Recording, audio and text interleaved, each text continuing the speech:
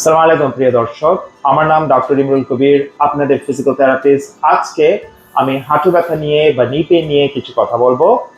নি পেইন আমাদের সবচেয়ে কমন একটি ডায়াগনোসিস যেটা আমরা ক্লিনিকে দেখি। এটা অর্থোপেডিক কেসের মধ্যে সবচেয়ে কমন, যেটা আমরা কম বয়সের, বেশি বয়সের, পুরুষ মহিলাদের সবার ক্ষেত্রেই খুব কমনলি দেখি। নি পেইন অনেকগুলো কারণে হতে পারে। পেইন একটি রোগের লক্ষণ, কিন্তু রোগটা কি সেটা আগে আমাদের জানতে হবে, বুঝতে হবে, এবং তখনই কিন্তু আমরা একটা রোগীকে সঠিক চিকিৎসা এবং সঠিক প্ল্যানিং দিতে পারবো।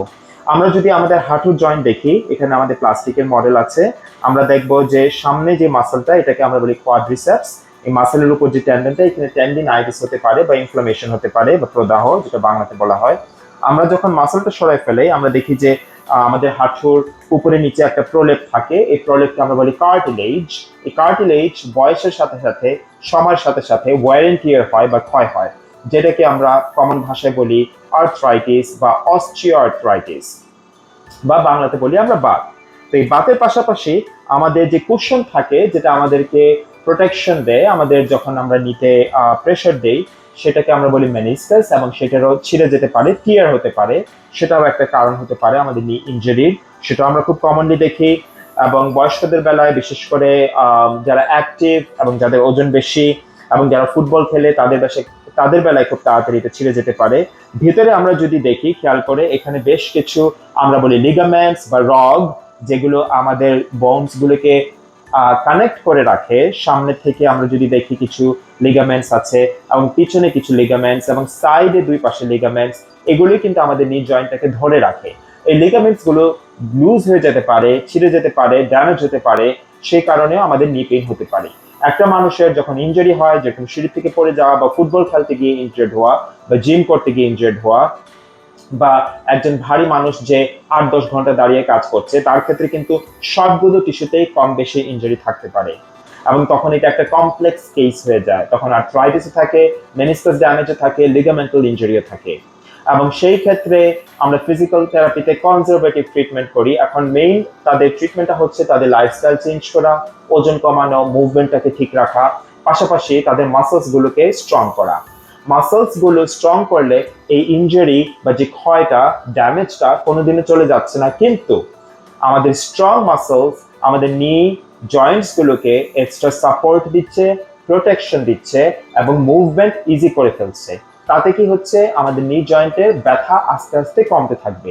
এর পাশাপাশি যদি কেউ ওজন কমায়, তাহলে নিয়ের উপর প্রেশার কমলে তার নি আগে থেকে অনেক কম ব্যথা ফিল করবে, এবং তাদের মুভমেন্টটা অনেক বেশি ইজি হয়ে যাবে।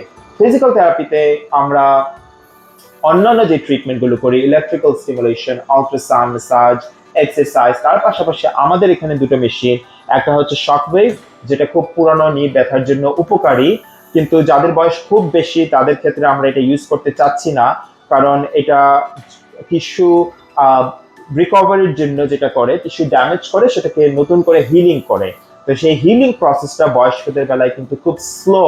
তো সেই জন্য একজন বয়স্ক মানুষের ইয়াংদের মতো সমান রেজাল্ট পাবে না। সেই জন্য আমরা বয়স্কদের ক্ষেত্রে এটা ইউজ করি না, কিন্তু ইয়াংদের ক্ষেত্রে এটা খুবই উপকারী আসবে। নি জয়েন্টের আপনার অনেক ধরনের ব্যথা এবং অনেক ধরনের ইনজুরির একটা সমাধান আমাদের শকওয়েভ ট্রিটমেন্ট, যেটা আমরা যেখানে ব্যথা থাকে সেই পয়েন্টের উপরে ডাইরেক্ট আমরা ট্রিটমেন্ট দিয়ে থাকি, বিভিন্ন ডাইরেকশনে, সাইডে হোক, ফ্রন্টে হোক, এবং আমাদের যে পাচেলা বা হাতের যে বাটি, এটার চারপাশে। তো এটা আমাদের একটা ট্রিটমেন্ট। এটার পাশাপাশি আমাদের রেগুলার ট্রিটমেন্ট যেটা আমরা সবসময় ইউজ করি, সেটা হচ্ছে আমাদের লেজার ট্রিটমেন্ট। তো আপনারা দেখবেন যে লেজারটা আমরা প্রায় ইউজ করি। প্রত্যেকটা ক্লিনিকে আমাদের লেজার আছে, মেল এবং ফিমেল সেকশনে, এবং এই লেজারটাও আমাদের যে ইনফ্লামেশন টিস্যুর ভিতরে, সেটা কমাতে সাহায্য করে। সো লেজার ট্রিটমেন্টের বিভিন্ন ডোজ থাকে, সেই অনুযায়ী আমরা পেশেন্টদেরকে দিচ্ছি, এবং আমরা সফলতা পাচ্ছি আমাদের প্রত্যেকটা ক্লিনিকে।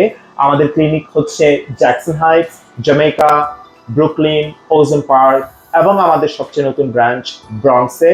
আমাদের ফোন নাম্বার হচ্ছে 718-844-0092। আবার বলছি, আমাদের ফোন নাম্বার হচ্ছে 718-844-0092।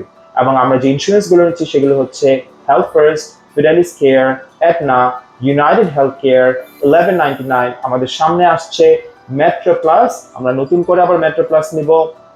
আমাদের ব্লু ক্রস ব্লু শিল্ড নিচ্ছি, কিন্তু সেটা মেডিকেইডের রেগুলারটা, হোম কেয়ারেরটা না। হোম কেয়ারের আমরা শুধুমাত্র দুটো ইন্স্যুরেন্স নেই, সেটা হচ্ছে সেন্ট্রাল লাইফ এবং এলডার প্ল্যান। আমরা বলছি আপনাদের রেফার নিয়ে আমাদের সাথে যোগাযোগ করুন।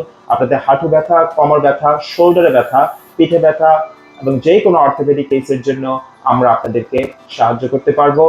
আজকে এই পর্যন্তই, ধন্যবাদ।